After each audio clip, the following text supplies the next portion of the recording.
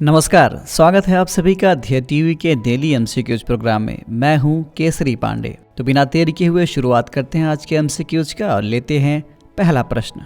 कस्तूरी cotton brand के संबंध में निम्नलिखित में कौन सा अथवा कौन से कथन सत्य हैं? पहला, यह पाकिस्तान के खास किस्म के कॉटन का एक ब्रांड है। दूसरा, पिछले साल भारत सरकार ने भी एक कस्तूरी इंडियन कॉटन ब्रांड बनाया था। आपके ऑप्शंस हैं ए केवल एक, बी केवल दो, सी एक और दो दोनों, अथवा डी इनमें से कोई नहीं।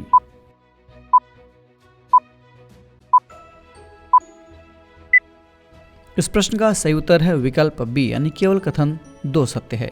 चलिए व्याख्या देख लेते हैं। भारत दुनिया में सबसे ज्यादा सूती कपड़ा बनाता है, पर अभी तक इसे इंटरनेशनल पहचान नहीं मिली है। इसी को ध्यान में रखते हुए सरकार ने पिछले साल 2021 में कस्तूरी इंडियन कॉटन ब्रांड बनाया था और अब इसे दुनिया भर में पॉपुलराइज करने की, इसकी मार्केटिंग करने की तैयारी की जा रही है। आपको बता दें कि कस्तूरी कॉटन ब्रांड सफ़ेदी, चमक दमक, कोमलता, शुद्धता, विशिष्टता और एक तरह से भारतीयता का प्रतिनिधित्व करता है।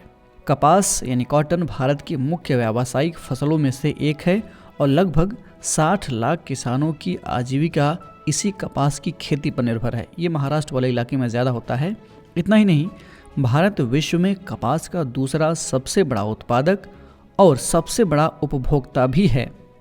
यहाँ हर साल लगभग 60 लाख टन कपास, जो कि दुनिया का लगभग 23% है, इसका उत्पादन होता है और विश्व के कुल जैविक कपास का 51% उत्पादन भारत द्वारा किया जाता है। कॉटन कॉरपोरेशन ऑफ इंडिया यानी CCI द्वारा मौसम एवं कपास फसल की स्थिति और सर्वोत्तम कृषि प्रथाओं से संबंधित नवीनतम जानकारी उपलब्ध कराने के लिए एक मोबाइल ऐप कॉट एली को भी विकसित किया गया है। पाकिस्तान में ऐसा कस्तूरी नाम का कोई कॉटन ब्रांड नहीं है। बढ़ते हैं दूसरे प्रश्न की ओर। सैन्य एक्सरसाइज सूर्य किरण 16 किन दो देशों के बीच आयोजित किया जा रहा है? आपके ऑप्शंस हैं ए भारत मलेशिया, बी भारत श्रीलंका, सी भारत नेपाल अथवा डी नेपाल श्रीलंका।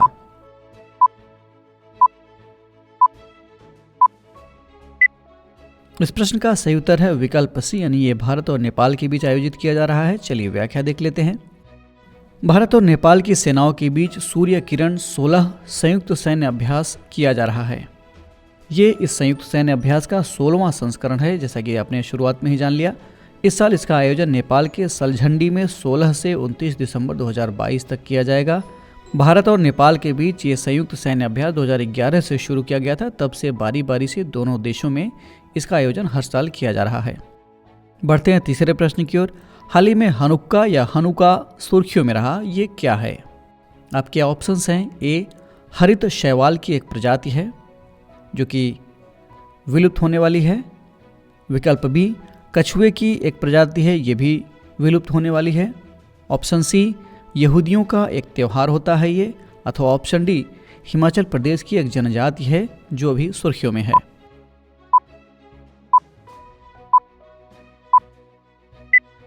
इस प्रश्न का सही उत्तर है विकल्प सी यानी ये यहूदियों का एक त्यौहार होता है। चलिए व्याख्या देख लेते हैं। हनुक्का एक 8 दिवसीय यहूदी पर्व है। इसे प्रकाश का महोत्सव भी कहा जाता है। हिब्रू कैलेंडर के मुताबिक किस्लेव के 25वें दिन ये शुरू होता है, जो ग्रेगोरियन कैलेंडर के मुताबिक नवंबर के लास्ट से दिसंबर के अंत तक किसी भी समय मनाया जा सकता है। इसे यहूदियों का क्रिसमस भी कहा जाता है। इसे दूसरी शताब्दी के समय यरूशलेम में दूसरे होली टेम्पल के पुनर्विकास के जश्न के रूप में मनाया जाता है। साल 2022 में ये पर्व 18 दिसंबर से 26 दिसंबर तक मनाया जाएगा। अभी हाल ही में राष्ट्रपति द्रौपदी मुर्मू ने हनुक्का पर इजरायल के राष्ट्रपति को बधाई दी है। चलिए चौथे प्रश्न की ओर बढ़ते हैं। हाल ही में कतर में आयोजित हुए फीफा वर्ल्ड कप ट्रॉफी का अनावरण किसने किया? आपके ऑप्शंस हैं A Deepika Padukone, B Angelina Jolie, C Selena Gomez अथवा ऑप्शन डी इनमें से कोई नहीं।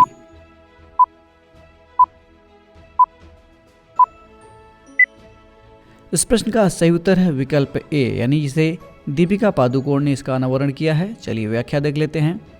हाल ही में भारतीय अभिनेत्री दीपिका पादुकोण ने कतर में आयोजित फीफा वर्ल्ड कप की ट्रॉफी का अनावरण किया। इस वर्ल्ड कप का फाइनल मैच अर्जेंटीना और फ्रांस के बीच हुआ, जिसमें अर्जेंटीना 4-2 के अंतर से जीत गया। आपको बता दें कि 36 साल बाद अर्जेंटीना ने फ्रांस को फीफा वर्ल्ड कप में हराया है।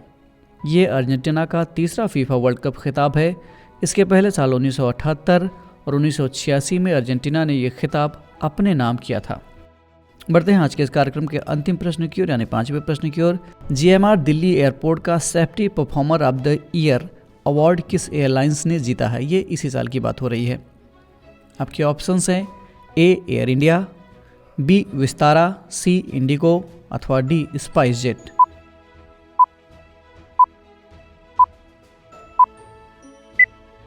इस प्रश्न का सही उत्तर है विकल्प डी, यानी ये स्पाइस जेट है। व्याख्या देख लेते हैं। हाल ही में स्पाइस जेट एयरलाइंस को safety performer of the year award दिया गया है।